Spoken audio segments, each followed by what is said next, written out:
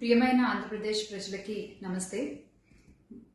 జరిగిన ఎన్నికల్లో ప్రజలు ఇచ్చిన తీర్పుని స్వాగతిస్తున్నాము. ఖచ్చితంగా ఈ క్షేత్ర స్థాయిలో జరిగినటువంటి ఎన్నికల్లో ప్రజలదే అంతిమ తీర్పు.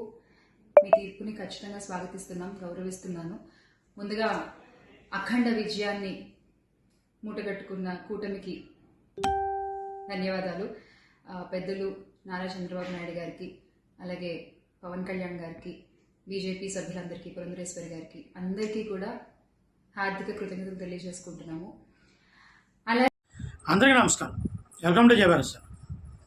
నటి శ్యామల గారు ఎలక్షన్ ముందు ఏ విధమైనటువంటి ప్రచారం చేసింది, పవన్ కళ్యాణ్ గారిని, చంద్రబాబు నాయుడు గారిని ఒక కథలో నక్క, పులి అంటే సింహం వాటిని కథ చెప్తూ చంద్రబాబు నాయుడు గారిని, పవన్ గారిని ఏ విధంగా కామెంట్ చేసింది.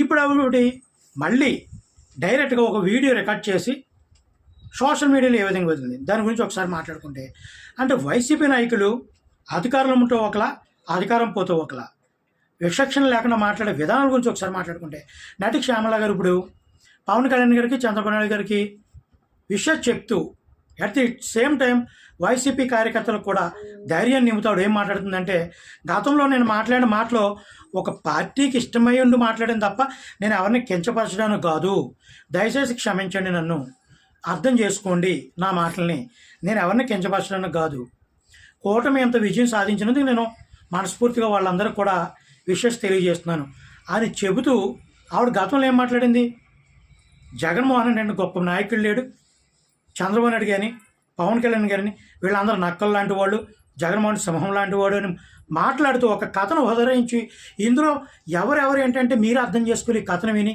ఆయన ఆవిడటువంటి యాంకర్తో చెప్తూ చాలా హీనంగా మాట్లాడినటువంటి శ్యామల ఈ రోజున ఎప్పుడైతే వైసీపీ ఫెయిల్యూర్లోకి వెళ్ళిందో వెంటనే ఆవిడ నన్ను అర్థం చేసుకోండి, నా మాటల్ని, ఒక పార్టీ ఇష్టంగా నేను అలా మాట్లాడిన తప్ప ఎవరిని కించం అంటే, ఎవరైనా సరే ఏ పార్టీ అధికారంలో ఉన్నా విర్రవేగకూడదు, పక్క వ్యక్తుల్ని హేళనగా చేస్తూ, తక్కువగా చేస్తూ మాట్లాడి తర్వాత మళ్ళీ ఆ పార్టీ ఓడిపోయిందనో లేదా వాళ్ళ స్థాయి తగ్గిపోయిందనో క్షమాపణ చెప్పేసినంత మాత్రాన మీరైనా మాటలు తగ్గిపోరు. కాబట్టి ఎవరైనా, ఒక వైసీపీ కదా, టీడీపీ కదా, ఎవరైనా అధికారంలో ఉన్నామని విరవిగవద్దు, ఓడిపోయామని కాళ్ళబేరంగా రాకుండా మంచిగా మాట్లాడితే ప్రజాస్వామ్యులు బాగుంటాయని మనస్ఫూర్తి కోరుకున్నాను. జై భీమ్.